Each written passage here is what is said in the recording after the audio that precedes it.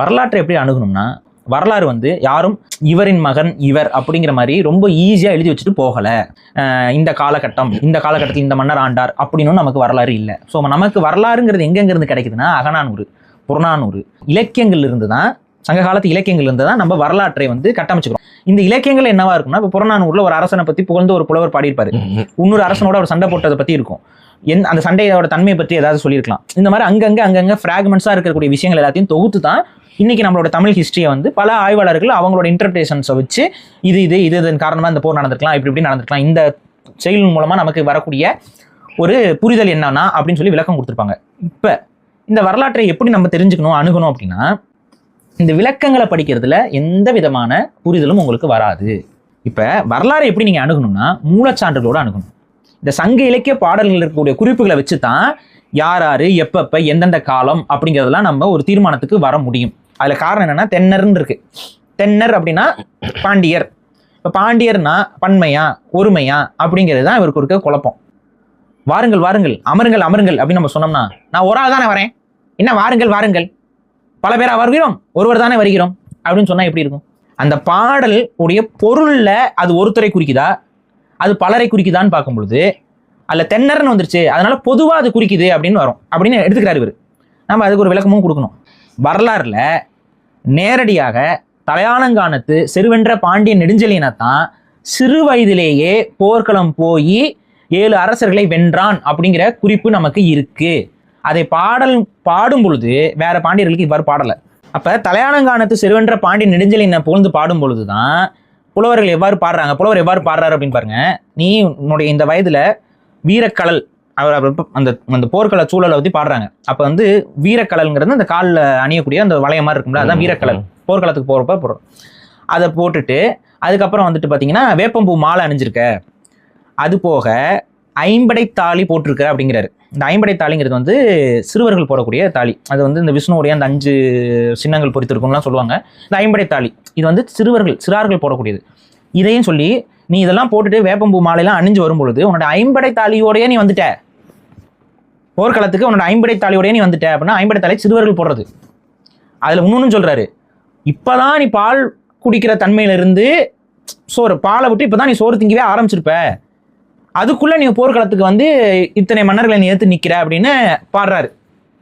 இது வந்து நமக்கு வருது, சங்க இலக்கிய பாடலில் கிடைக்குது. இப்போ இதன் மூலமாக என்ன தெரியுதுன்னா, இந்த பாண்டிய மன்னன் தான் இளமை காலகட்டத்திலேயே ஒரு போர்க்களத்தில் வந்து இந்த மாதிரி பால் மனம் கூட மாறாத சிறுவனாக இருந்த காலகட்டத்திலே இவன் போர்க்களத்தை சந்திச்சிருக்கான் அப்படிங்கிறது பாடல். இந்த பெருமையின் அடிப்படையில் தான் இந்த தென்னர் அப்படிங்கிற இடத்துல எல்லாருக்குமான ஒரு பெருமையாக வருது. இதை பாண்டிய குலத்தை புகழ்ந்து பாடும்போது இந்த வழியில் வந்தவனே அப்படின்னு சொல்லி பாடுறாங்க. இப்போ இல்லை பாண்டியர் குலத்தில் இருக்கக்கூடிய அத்தனை பசங்களும் சின்ன வயசுலேயே போர்க்களத்துக்கு போயிடுவாங்கிறது தான் இதுக்கு பொருள் அப்படின்னா, அந்த மாதிரி வேற யாருக்காவது பாடப்பட்டிருக்கா இலக்கியங்களில், சங்க இலக்கியங்களில்? அந்த மாதிரி இன்னொரு பாண்டியர் வந்து சின்ன வயசுலேயே களம் கண்டுட்டாரு, இந்த மாதிரி பால் மனம் மாறாமல் இந்த மாதிரி பாடல் நமக்கு ஏதாவது கிடைக்குதா? ஸோ எதுவுமே கிடைக்கல. அப்படி இருக்கும்போது இந்த அரசனைத்தான் அது குறித்து இந்த அரசனுடைய தன்மையில் அந்த பொதுத்தன்மையோட பாண்டியரோட சேர்த்து இந்த தென்னர் அப்படிங்கிறது ஒரு மரியாதை நிமித்தமாக இது போட்டு கூட வரும். இது எப்படி நம்ம எடுத்து இல்லை பன்மைங்கிறத வந்து நீங்கள் எப்படி ஒருவருக்குன்னா, சரி இது அவரோட புத்தகத்தில் அவர் எடுத்துக்காட்டியிருக்க ஒரு எடுத்துக்காட்டு, இது நம்ம எடுத்து சொல்லலை, அது அவரோட புத்தகத்தில் இருக்க எடுத்துக்காட்டு. அந்த எடுத்துக்காட்டை இவர் ஏற்றுக்கல, சரி நீ ஏற்றுக்க தேவையில்லை, அது பன்மை ஒருமை இந்த குழப்பத்தில் இருக்கலாம், நான் இதுக்குள்ளேயே வரல.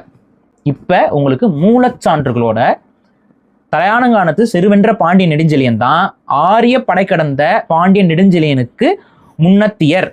அதாவது தலையாலங்கானத்து செருவென்ற பாண்டிய நெடுஞ்செழியன் தான் காலத்தால் ஆரிய படை கடந்த பாண்டிய நெடுஞ்செழியனுக்கு மூத்தவர் அப்படிங்கிறத உங்களுக்கு நான் வித் எவிடன்ஸ் வித் ப்ரூஃப் மூலச்சான்றுகள் சங்க இலக்கியத்தோடு நான் உங்களுக்கு உறுதிப்பட நிறுவருக்கு நான் தயார். நிறைய பேர் கேட்குறீங்களே வரலாறு படிக்கணும், எந்த புத்தகத்தில் படிக்கணும்னா அகநானூறு படிங்க, புறநானூறு படிங்க, குறுந்தொகை படிங்க, 10 படிங்க, நற்றிணை படிங்க.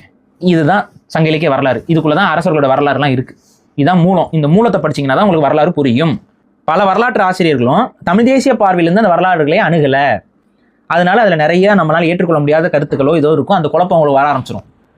அதனால தான் மூலத்திலிருந்து படிங்க. இந்த மூலத்தில் என்ன சொல்லப்பட்டிருக்குங்கிறத படிக்கணும். ஸோ மூலத்தை வைத்தே தலையானங்கானத்து செருவென்ற பாண்டி நெடுஞ்செழியன் தான் காலத்தால் மூத்தவன் அப்படிங்கிறத நம்ம இப்ப நிறுவ போறோம். பாயிண்ட் பை பாயிண்டா பாத்துக்கோங்க. முடிஞ்ச பேனா பென்சில்லாம் எடுத்து குறிப்பும் கூட எடுத்துக்கோங்க. அப்பதான் இது புரியும். தலையானங்கானத்து செருவென்ற பாண்டி நெடுஞ்செழியன் தான் காலத்தால் மூத்தவன் அப்படிங்கிறத நம்ம நிறுவ போறதுக்கு முன்னாடி இந்த காலத்தை எப்படி கணிக்கலாம்ங்கிற ஒரு சென்ஸ் உங்களுக்கு நம்ம புரிய வைக்கணும்.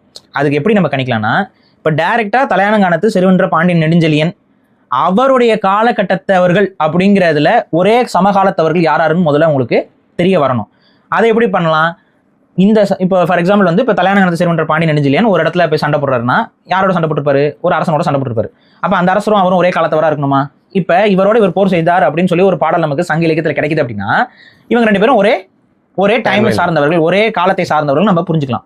அப்ப இவருடைய காலத்தை தீர்மானிக்கிறதுக்கு அவருடைய வரலாறுல சொல்லப்படுற நபர்கள் எந்தெந்த காலம் அப்படிங்கிறத கம்பேர் பண்ணா எந்தெந்த காலத்துல இவங்கெல்லாம் ஒன்னா இருந்தாங்கிறது தெரிஞ்சிடும். ஸோ அந்த காலத்துக்கும் ஆரியப்படை கடந்த நெடுஞ்செழியனுடைய காலத்தை தீர்மானிக்கிறதுக்கு அவர் யாரோடலாம் சண்டை போட்டாரு, யாரோடலாம் தொடர்பு இருந்தாருங்கிறத காமிச்சா இந்த 2 பேரோட டைம் ஸ்கேல் என்னன்னு தெரிஞ்சிடும்ல.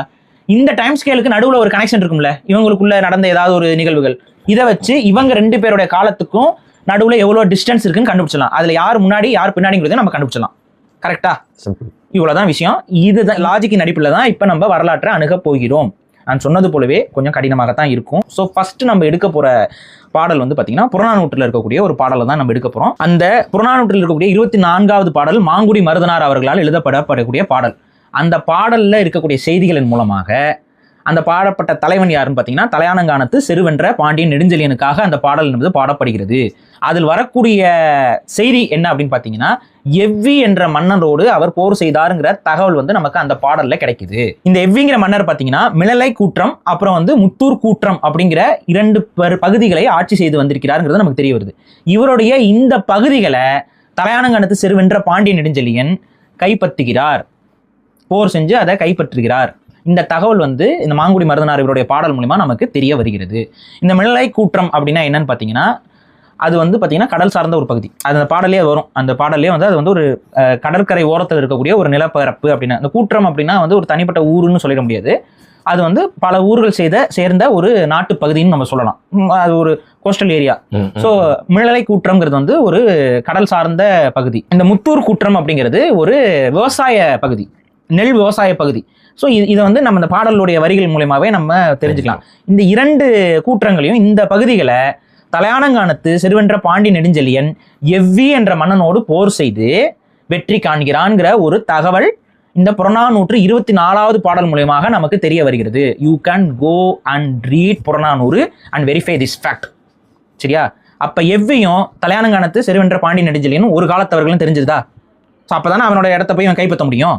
ஸோ ஒரே டைம்ல ஒரே காலகட்டத்தில் 2 பேரும் சண்டை போட்டிருக்காங்கன்னு நமக்கு இதுல வரலாற்றுல ப்ரூவ் பண்ணலாம்.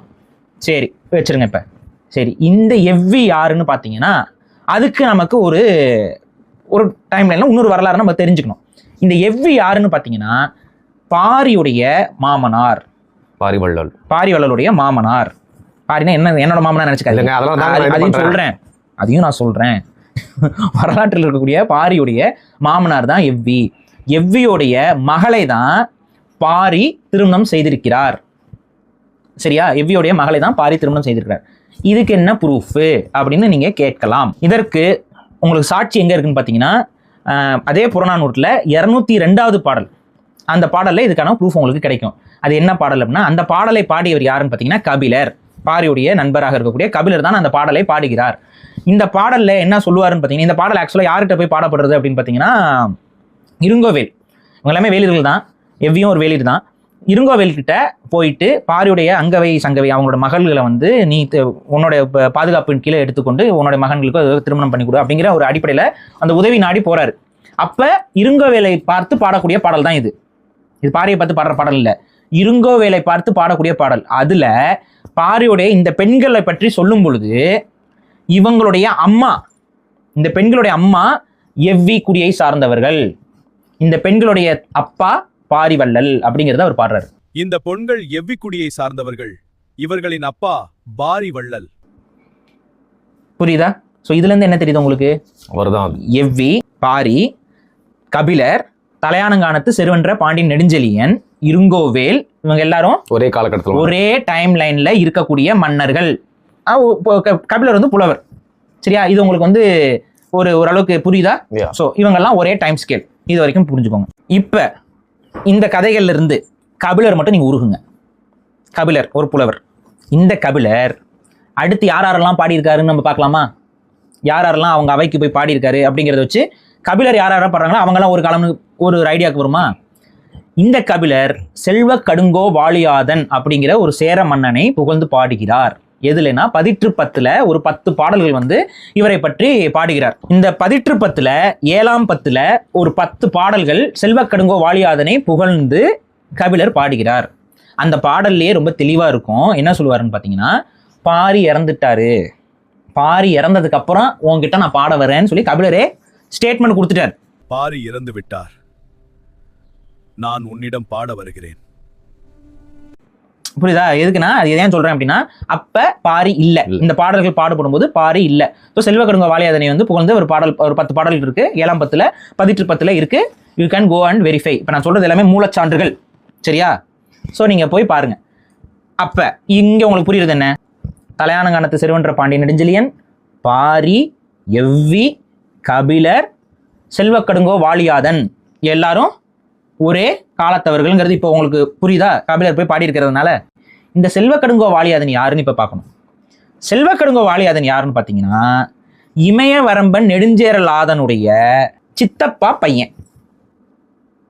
இமயவரம்பன் நெடுஞ்சேரலாதன் வந்து இமயவரம்பன் நெடுஞ்சேரலாதன் தெரியும், இமயமலை வரைக்கும் படையெடுத்துட்டு போனா இமயவரம்பன் நெடுஞ்சேரலாதனுடைய சித்தப்பா பையன் தான் செல்வ கடுங்கோ வாழியாதன். இமயவரம்பன் நெடுஞ்சேரலாதன் வந்து வஞ்சியை ஆட்சி செய்த, நம்ம வந்து சேரர்களை பத்தி பேசும்போது நான் சொல்லியிருப்பேன், வஞ்சியை ஆட்சி செய்தது ஒரு மரபு, கரூர் பகுதியை ஆட்சி செய்தது ஒரு சேர மரபு. அது ரெண்டும் பெரியது வந்து இவங்க இதுல தான். ஸோ இமயவரம்பன் நெடுஞ்சேரலாதன் பெரியப்பா பையன், செல்வ கடுங்கோ வாழியாதன் சித்தப்பா பையன். சித்தப்பா பையனா இருக்கக்கூடிய செல்வ கடுங்கோ வாழியாதன் கரூர் வஞ்சியை தலைநகரமாக கொண்டு சேர நாட்டை ஆட்சி செய்தவன். இமயவரம்பன் நெடுஞ்சேரலாதன் வஞ்சி மாநகரத்தை தலைமையாக கொண்டு சேர நாட்டை ஆட்சி செய்தவங்க. 2 பேருமே சேர மன்னர்கள் தான், அண்ணன் தம்பி. பேசிக் சென்ஸ்ல அண்ணன் தம்பி, பட் அவங்களோட அப்பா, அதாவது சித்தப்பா பையன் பெரியப்பா பையன். ஸோ இவ்வளவுதான் விஷயம். இது உங்களுக்கு புரியுதா? அப்ப செல்வ கடுங்கோ வாழியாதனும் இமயவரம்பன் நெடுஞ்சேரலாதனும் ஒரே காலகட்டம். ஸோ இதுல இருந்து நம்ம சொல்ல வர்றது என்னன்னு தெரியுதா? இமயவரம்பன் நெடுஞ்சேரலாதன், செல்வ கடுங்கோ வாழியாதன், கபிலர், பாரி, எவ்வி, தலையானங்கானத்து செருவென்ற பாண்டியன் நெடுஞ்செழியன், இவங்கெல்லாம் ஒரு காலமா? இவங்க எல்லாம் ஒரு காலத்தை சார்ந்தவர்கள். இவங்கெல்லாம் வாழும்போது இவங்க ஒவ்வொருத்தவங்களும் வாழ்ந்துட்டு இருக்கிறாங்கிறது மூலச்சான்றுகளோடு நமக்கு வரலாற்றை அணுகும் பொழுது தெரியும்.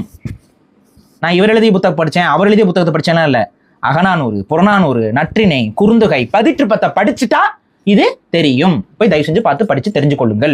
இந்த இவ்வளோ நேரம் நான் சொன்ன கதையின் மூலமாக உங்களுக்கு ஆணித்தரமாக தெரிய வேண்டியது என்னன்னு பார்த்தீங்கன்னா, இமயவரம்பன் நெடுஞ்சேரலாதனும் தலையானங்கானத்து செருவென்ற பாண்டியன் நெடுஞ்செழியனும் சமகாலத்தவர்கள்ங்கிறத இப்போ மூலச்சான்றோடு நம்ம ப்ரூவ் பண்ணியிருக்கோம். கரெக்டா? இதை அப்படியே வச்சுக்கோங்க. சரி, எதுக்குங்க இவ்வளோ தூரம் இவ்வளோ டிரைவ் பண்ணி கொண்டு வந்து இமயவரம்பன் நெடுஞ்சேரலாதனும் தலையானங்கானத்து செருவென்ற பாண்டியன் நெடுஞ்செழியனும் சமகாலத்தவர்களும் ப்ரூவ் பண்ணியிருக்கீங்கன்னா அப்போ தான் உங்களுக்கு வரலாறு எடுத்து நான் சொல்ல வரேன். இப்போ இந்த இமயவரம்பன் நெடுஞ்சேரலாதன் எத்தனை ஆண்டுகள் ஆட்சி செய்கிறாருன்னு பார்த்தீங்கன்னா 58 ஆண்டுகள் ஆட்சி செய்கிறார். ஓகேவா? இமயவரம்பன் நெடுஞ்சேரலாதன் 58 ஆண்டுகள் தொடர்ச்சியாக ஆட்சி செய்கிறார். அவருக்கு ஒரு மகன் இருக்கிறது. அந்த மகன் யார் அப்படின்னு பார்த்தீங்கன்னா சேரன் செங்குட்டுவன். சேரன் செங்குட்டுவன் யாரு? இளங்கோவடிகளுடைய அண்ணன். உங்களுக்கு சிலப்பதிகாரத்துக்கு வந்துட்டோமா இப்ப? ஓகே. இந்த சேரன் செங்குட்டுவன் 55 ஆண்டுகள் ஆட்சி செய்கிறார். பாருங்க, இமயவரம்பன் நெடுஞ்சேரலாதன் 58 வருஷம், அவருடைய மகன் சேரன் செங்குட்டுவன் 55 ஆண்டுகள் ஆட்சி செய்கிறார். இந்த 55 ஆண்டுகள் ஆட்சி செய்கிற சேரன் செங்குட்டுவன் தனது 50வது ஆட்சி ஆண்டில் மக்களை சந்திக்கிறதுக்கு போய் வராரு. அப்போ போகும் பொழுது அந்த மலைவாழ் பகுதியில் இருக்கக்கூடிய மக்கள் ஒரு கதையை அவரிடம் சொல்கிறார்கள். என்ன கதை அப்படின்னா, இங்கே ஒரு பெண், ஒரு மார்பகம் எரியப்பட்டு ஒரு பெண் அவங்க வராங்க. வந்து இந்த பகுதியில் நின்று இறைவனோட போய் சேர்ந்துட்டாங்க, நாங்கள் கண்ணாடி பார்க்கவே அவங்க இறைவனோட போய் சேர்ந்தாங்க அப்படின்னு சொல்லி அந்த மக்கள் வந்து ஒரு கதையை சேரன் செங்குட்டுவன் கிட்ட சொல்றாங்க. என் நாட்டு மக்களை பார்க்க செல்கிறேன். அரசே, ஒளியில் சென்ற பொண்ணை பற்றி கூறுங்கள். அவள் வெள்ளை ஒளியுடன் சென்றால் நாங்கள் ஆச்சரியத்துடன் சொல்கிறோம். ஆம், நான் கேட்கிறேன். சேரன் செங்குட்டுவன் என்ன பண்றாருன்னா இந்த கதையை கேட்கிறாரு. கேட்டுட்டு வியப்பு, ஒரு பெண் இப்படியா என்னது அப்படின்னு பார்க்கும் பொழுது அப்பதான் வந்துட்டு சீத்தலை சாத்தனார் இருக்காரு. சீத்தலை சாத்தனார் என்ன சொல்றாருன்னா, இந்த வரலாறு எனக்கு தெரியும், எனக்கு இந்த வரலாறு தெரியும், எனக்கு இந்த வரலாறு தெரியும், இந்த கதை என்ன நடந்துச்சு, என்ன கதைங்கிறது எனக்கு தெரியும், பேக்ரவுண்ட் எனக்கு தெரியும் அப்படின்னு சொல்லிட்டு சீத்தலை சாத்தனார் தான் இளங்கோவடிகளிடமும் சேரன் செங்குட்டுவன்கிட்டையும் இந்த கதையை வந்து சொல்றாரு, எக்ஸ்பிளைன் பண்றாரு. இந்த எக்ஸ்பிளைன் பண்ண உடனே இளங்கோவடிகள் இப்படிப்பட்ட ஒரு பெண்ணுக்கு நான் காப்பியம் எழுத வேண்டும்னு சொல்லி ஒரு முடிவெடுக்கிறார். சிலப்பதிகாரம். இப்படிப்பட்ட ஒரு பெண்ணுக்கு நான் கோயில் கட்ட வேண்டும் சொல்லி அண்ணனான சேரன் செங்குட்டுவன் முடிவெடுக்கிறார். கண்ணகி கோயில். கேளுங்கள், இந்த வரலாற்றை நான் உங்களுக்கு சொல்கிறேன். நான் இதற்காக கண்டிப்பாக கோவில் எழுப்புவேன், நான் இதற்கு காப்பியம் படைப்பேன். புரியுதா? ரைட். அப்ப சேரன் செங்குட்டுவன் தனது 50வது ஆட்சி ஆண்டு காலகட்டத்தில் தான் இந்த நிகழ்வே அவர் காதுக்கு வருது.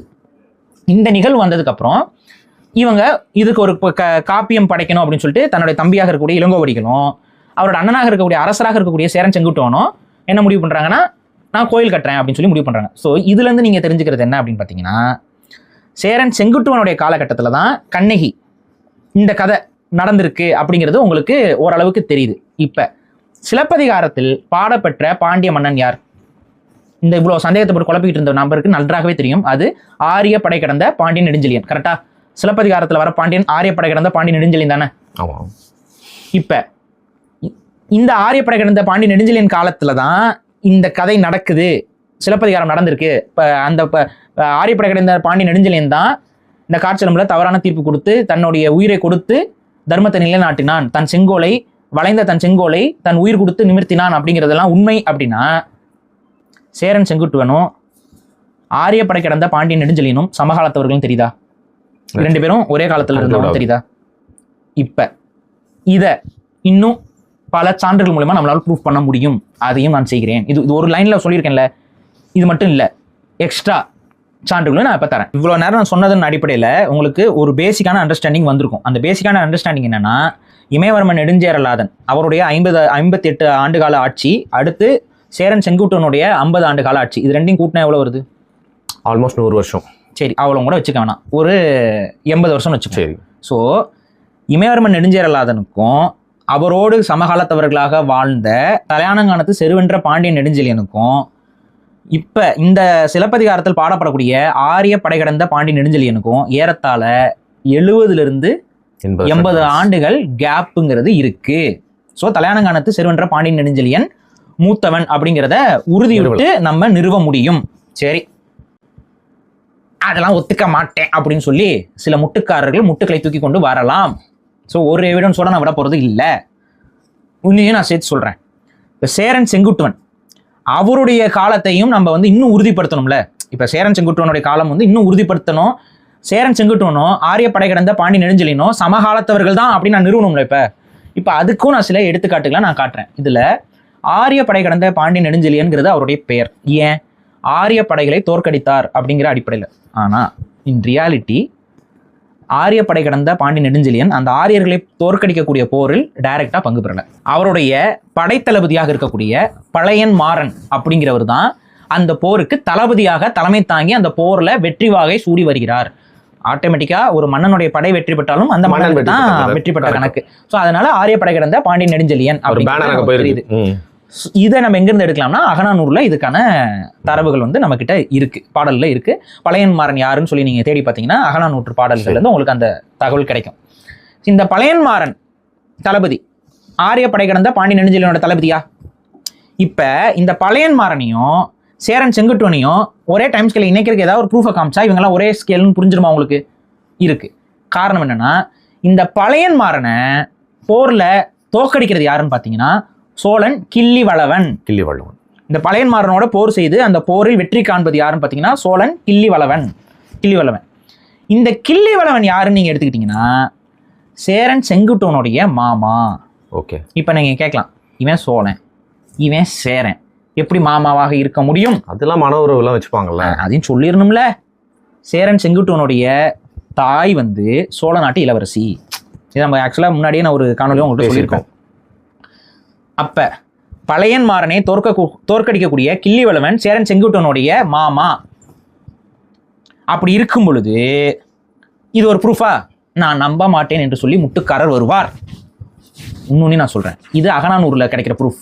இன்னொரு ப்ரூஃப் பதிற்று பத்திலே வருது. ஆனா பதிற்று பத்தில என்ன தெரியுமா வருது? சேரன் செங்குட்டுவன் பழையன்மாறனை தோற்கடிக்கக்கூடிய போர்ல பங்கு பெறுகிறாருங்கிற தகவல் நமக்கு பதிற்று பத்தில கிடைக்குது. ஸோ இதுல இருந்து என்ன புரியுது?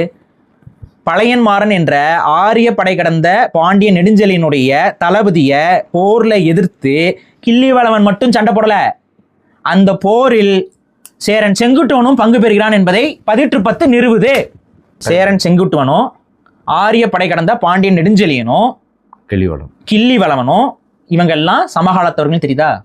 சேரன் செங்குட்டுவனுடைய அப்பாவுடைய காலமாக இருக்கக்கூடிய இமயவர்மன் நெடுஞ்சேரலாதனுடைய காலத்தவர் தான் தலையானங்கானத்து செருவென்ற பாண்டிய நெடுஞ்செழியன். அவருடைய மகனாக இருக்கக்கூடிய சேரன் செங்குட்டுவனுடைய காலகட்டத்தை சார்ந்தவர் தான் ஆரிய படை கடந்த பாண்டிய நெடுஞ்செழியன். யார் மூத்தவர்? அவர்தான் மூத்தவர். இல்லை, தலையானங்கானத்து செருவென்ற பாண்டிய நெடுஞ்செழியன் தான் மூத்தவர். இதுதான் நமக்கு மூலச்சான்றுகளோடு கிடைக்கக்கூடிய தகவல். இப்ப நான் சொன்ன ஒவ்வொருனுக்கும் மூலச்சான்றுகள் இருக்கு, ஆதாரங்கள் இருக்கு. சங்க இலக்கியங்களை படிச்சா தெரியும். இந்த புத்தகம் அவர் எழுதிய புத்தகம், அவர் அதுக்கு எழுதிய புத்தகம். புத்தகத்தை படிப்பதால் மட்டும் அறிவு வளர்ந்து விடாது, ஆய்வுத்தன்மை வளரணும். சோர்ஸ்ல இருந்து ஆய்வு பண்ணும், சோர்ஸ்ல இருந்து எடுக்கணும், சுய புத்தியை பயன்படுத்தணும். புத்தகத்தை 10 புத்தகத்தை படிக்கிறதுனால ஒருத்தன் பண்டிதன் ஆகிவிட முடியாது. 10 புத்தகத்தை படித்து அதில் சரி எது தவறு எதுன்றதை பிரித்து பார்த்து முட்டு கொடுக்காமல் எவன் இருக்கிறானோ அவன்தான் நல்ல அறிவாளியாக இருக்க முடியும். அவனை தான் மக்கள் உணர்ந்து கொள்வார்கள். அவன்கிட்ட தான் நேர்மை இருக்கும், அவன்கிட்ட தான் நியாயம் இருக்கும். இதையும் நம்ம சொல்லிடுறோம். இந்த ப்ரூஃப் மூலமாகவே ஓரளவுக்கு நீங்கள் இதை புரிஞ்சிருக்கலாம். இருந்தாலும் நம்ப மாட்டேன்னு சொல்றவர்களுக்காக இன்னொரு எடுத்துக்காட்டை என்னால் இதில் காட்ட முடியும். எடுத்துக்காட்டுக்கு வந்து பார்த்தீங்கன்னா இளஞ்சேரல் இரும்புரை. இந்த இளஞ்சேரல் இரும்புரை யாருன்னு பார்த்தீங்கன்னா, நான் சொன்னேன்ல செல்வக்கடுங்கோ வாலியாதன். செல்வக்கடுங்கோ வாலியாதன் யாரு? இமயவர்மன் நெடுஞ்சேரலாதனுடைய தம்பி, சித்தப்பா பையன். இந்த செல்வக்கடுங்கோ வாலியாதனுடைய பேரன் இளஞ்சேரல் இரும்புரை. செல்வக்கடுங்கோ வாலியாதனுடைய பேரனான இளஞ்சேரல் இரும்புரை சிலப்பதிகாரத்தில் வருவார், மென்ஷன் பண்ணிருக்காங்க. நடுக்கற்காதை வஞ்சிக்காண்டத்தில் இந்த குறிப்பு உங்களுக்கு வரும். இதுல நீங்க பாத்தீங்க அப்படின்னா இளஞ்சேரல் இரும்புரை வந்து சதுக்கபூதம்ங்கிற ஒரு அந்த சிலை, அது அந்த சிலையை வந்து கரூர் வஞ்சிக்கு கொண்டு வந்து விழா எடுத்தான்ங்கிற குறிப்பு இருக்கு. ஸோ இளஞ்சேரல் இரும்புரையும் சேரன் செங்குட்டுவனும் ஆரிய படை கடந்த பாண்டியன் நெடுஞ்செழியனும் இளங்கோவடிகளும் இவங்கள்லாம் சமகாலத்தவர்கள்ங்கிறது உங்களுக்கு தெரியும். இப்ப இதன் மூலமா, இந்த மூலச்சான்றுகள் மூலமா உங்களுக்கு புரியுதா? இதை வைத்து பார்த்தாவே தெரியவில்லையா? ஆரியப்படை கடந்த பாண்டிய நெடுஞ்செழியன் தலையானங்கானத்து செருவென்ற பாண்டிய நெடுஞ்செழியனுக்கு பின்னத்தையர், கடைசியா வந்தவர், அடுத்து வந்தவர் அப்படிங்கிறது உங்களுக்கு தெரியலையா? இன்னும் என்ன, எத்தனை ப்ரூஃப் வேணும்? இதெல்லாமே மூலச்சான்றுகளோட நான் உங்களுக்கு நிறுவியிருக்கேன். சிம்பிளா தான் இருக்கு புரிஞ்சுக்கிறதுக்கு. ஸோ இந்த இதை நீங்க அழகா நீங்க உட்காந்து யோசிச்சு இந்த இருக்கிற ப்ரூஃப் எல்லாம் நீங்க வெரிஃபை பண்ணி பார்த்தீங்கன்னாவே நீங்களே நாங்க சொல்றது தான் கரெக்டுங்கிறது தெளிவாக தெரியும். இதுல இந்த புத்தகத்துல அப்படி இருக்கு, அந்த புத்தகத்துல அப்படி இருக்கலாம் இல்ல, மூலச்சான்றுகள்ல இப்படிதான் இருக்கு. இல்ல நீங்க படிச்சா மட்டும் கஷ்டம் இல்ல, யார் வேணா அதை படிச்சா போய் தெரிஞ்சுக்கலாம். அவ்வளவுதான் விஷயம். இது வெரிஃபை பண்றதுக்கான வழிமுறைகளையும் எப்படி வரலாற்றை அணுகணும், இவர் எழுதிட்டாரு அவர் எழுதிட்டாரு அப்படின்லாம் நம்ம பார்க்க தேவையில்லை. உங்களுக்கு எளிமையா புரியணுமேங்கிறக்காக தான் அந்த புத்தகத்தை நான் உங்களுக்கு ரெக்கமெண்ட் பண்ணேன். ரெண்டாவது, இவர் பரவாயில்ல புத்தகத்தெல்லாம் ரெக்கமெண்ட் பண்றாரு, இது வரைக்கும் அவர் ரெக்கமெண்ட் பண்ணி நான் பார்த்ததில்ல, இப்ப புரியுதா ஏன் நான் ரெக்கமெண்ட் பண்ணலன்னு? பல புத்தகங்கள்ல தவறா இருக்கே, என்ன பண்றது? வரலாற்றை அணுகணும்னா மூலச்சான்றுகளை பார்த்து தான் எழுதணும். நிறைய நம்மவர்களுமே தவறுகள் செய்திருக்கிறார்கள் வரலாற்றை அணுகும் பொழுது. இதுல ஏன் நம்ம இப்ப என்னங்க ஆரியப்படை கடந்த பாண்டிய நெடுஞ்செழியன் பின்னாடி இருந்தானே முன்னாடி இருந்தானே என்னங்க பிரச்சனை, அப்படியே விட்டு போலாம்லன்னு நீங்க சொல்லலாம். ஆனா அதுக்கும் எனக்கு இவ்வளவு மெனக்கட வேண்டிய அவசியம் இருக்குன்னா அதுக்கு காரணம் ஒன்று இருக்கு. தமிழ் தேசிய சிந்தனை கொண்ட காரணம் அது. காரணம் என்னன்னா, ஆரிய படை கடந்த பாண்டிய நெடுஞ்செழியனை பற்றி புறநானூற்றில் ஒரே ஒரு பாடல் தான் இருக்கு. அவ்வளவு வார்த்தைகள். அந்த பாடல் எழுதி எப்படி யார் தெரியுமா? யாரு? அவரே தான். நினைச்சேன். ஆரிய படை கடந்த பாண்டிய நெடுஞ்செழியனை தான் புறநானூற்றில் அவருடைய பாடல் ஒரே ஒரு பாடல் தான் இடம்பெறுது. ஆனால் தலையானங்கானத்து செருவென்ற பாண்டிய நெடுஞ்செழியனை பற்றி பல பாடல்கள் புறநானூற்றில் வெவ்வேறு புலவர்களால் பாடப்பட்டிருக்கு. கரெக்டா? இப்ப ஆரியப்படை கடந்த பாண்டிய நெடுஞ்செழியனை நீங்க வரலாறுக்கு முன்னத்தேர்னு கொண்டு போனீங்கன்னா புறநானூற்றில் இருக்கக்கூடிய பெரும் பகுதி சிலப்பதிகார காலத்திற்கு பின்னதையா போயிடும். புரியுதா? அப்ப தமிழர் வரலாற்றையே அங்க இருக்கக்கூடிய கிட்டத்தட்ட வந்து ஒரு 30-40 அரசர்களுடைய வரலாற்றை அப்படியே நீங்க காலத்துக்கு பிந்தியதா தள்ளுறீங்க. ஒரு 80-100 ஆண்டுக்கு பின்னாடி தள்ளுறீங்க. கரெக்டா? இதுதான் இங்க தப்பு நடக்கும். சிலர் வேண்டுமென்றே இதை செய்கிறார்கள். இந்த புத்தகத்துல இவ்வாறு நீங்க சொல்றீங்களே, அது ஒரு பல பேரும் சங்க இலக்கிய காலத்தை பின்னுக்கு தள்ளணுங்கிற நோக்கத்துக்காக பண்றாங்க. மேபி அந்த சதி உங்களுக்கு தெரியாமல் இருக்கலாம். தமிழின் மீது பற்றோடு நம்ம ஆய்வு செய்யும் பொழுது இந்த சதியும் உங்களுக்கு கண்ணுக்கு தெரியணும். புலப்படும். காலத்தை வந்து பின்னுக்கு தள்ளக்கூடாது. புறநானூற்று பாடல்கள்ல அத்தனை முறை மென்ஷன் ஆயிருக்கக்கூடிய தலையாங்கானத்து செருவென்ற பாண்டி நெடுஞ்செழியனை நீங்க ஆரியப்படை கடந்த பாண்டி நெடுஞ்செழியனுக்கு பின்னுக்கு தள்ளும் பொழுது சங்ககால பாடல்கள் எல்லாமே சிலப்பதிகாரத்துக்கு பின்னத்தியதுன்னு ஆகி போயிடும். கொலாப்ஸ். அப்ப அங்க ஒட்டுமொத்த அரசர்களும் அத்தனை படைகளும் அத்தனை போர்களும் அப்படியே காலத்துக்கு பின்னாடி தள்ளுறீங்க நீங்க. அது தவறு. ஒரு அரசனை நீங்க முன்னுக்கு பின்னாடி குழப்புறதன் மூலமாக நம்மள வரலாறே செதஞ்சு போயிடும். அதனால நாங்க சொன்னது சரிதான். நீங்க தான் ஒழுங்கா ஆய்வு பண்ணாம அடுத்தவர்களுடைய புத்தகத்தில் இருக்கிறத படிச்சு அதுதான் உண்மைன்னு நம்பிக்கிட்டு நீங்க வந்து பேசிக்கிட்டு இருக்கீங்க. உண்மைனா என்னன்னா இப்ப நான் சொன்னதுக்கு எல்லாத்துக்குமே ஆதாரங்கள் இருக்குல்ல, போய் தேடி பாருங்க. சங்க இலக்கிய சான்றுகளோடு மூலச்சான்றுகளை அணுகி பாருங்க, உங்களுக்கு இந்த உண்மை புலப்படும்.